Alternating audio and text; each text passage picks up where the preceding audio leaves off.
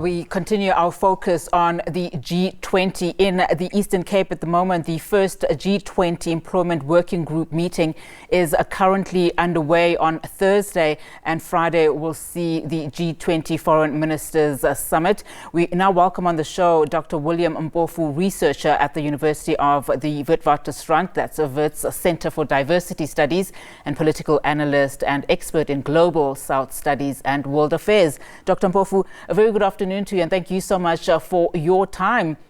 So just looking at the G20 Foreign Ministers a meeting which kicks off tomorrow. It's a two-day meeting. Today, of course, we see the first G20 Employment Working Group meeting is currently underway in the Eastern Cape. What are we likely to see during these engagements, especially during a time when we are noticing the global trade tensions under US President Donald Trump's second term?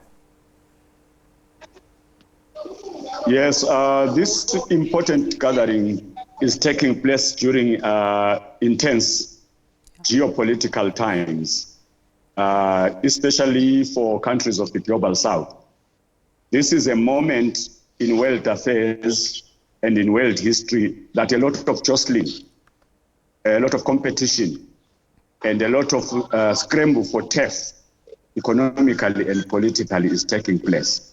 So it's a relevant, strategic, and very important moment where polities of the global South are looking for their place under the sun.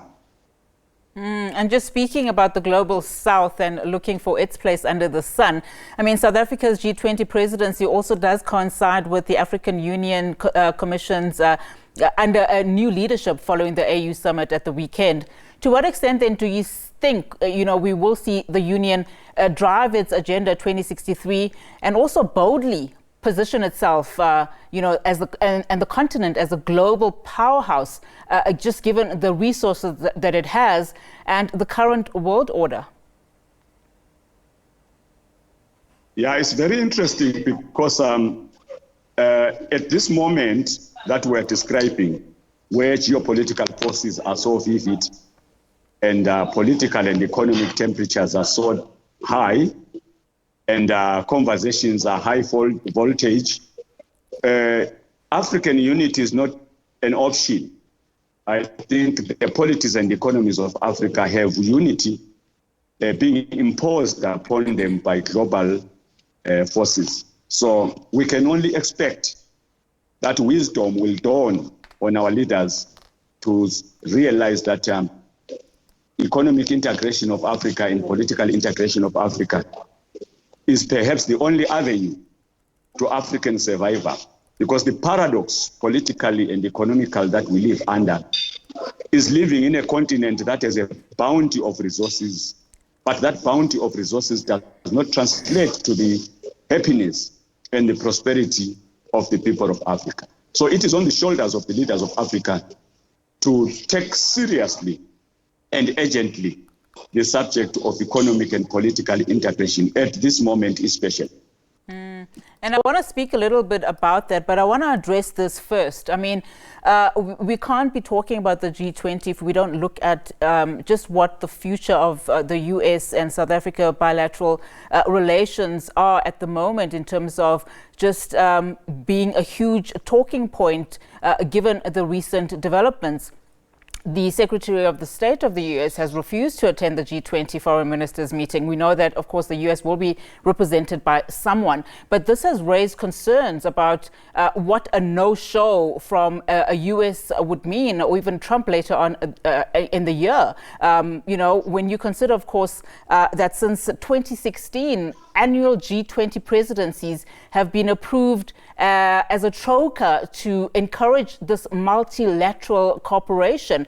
I mean, there are now questions about whether or not, is the US under Trump breaking the G20 norm as we know it? I mean, what is your reading into all of this?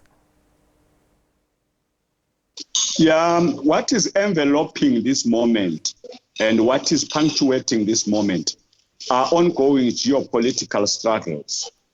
There has been a lot of bullying language towards South Africa, a lot of threats towards South Africa, coming from the US, coming from Israel, and coming from Rwanda.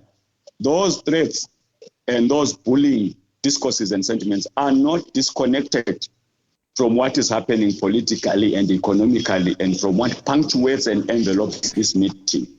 What is expected then as a way forward is that other African countries should gang up around South Africa and say an injury to one is an injury to all. If South Africa is punished economically, if South Africa is punished politically, then you have punished Africa. If you're boycotting South Africa, then boycott every piece of Africa. If African leaders can come up with that posture, with that attitude, we may as well find a greener light out of this dark economic and political moment in world affairs. Dr. Mpofu, let's leave it there. Thank you so much for your analysis. Not a great line there, but thank you so much for your time. Dr. William Mpofu is a researcher at Wits University, also at the Wits Centre for Diversity Studies and Political Analyst.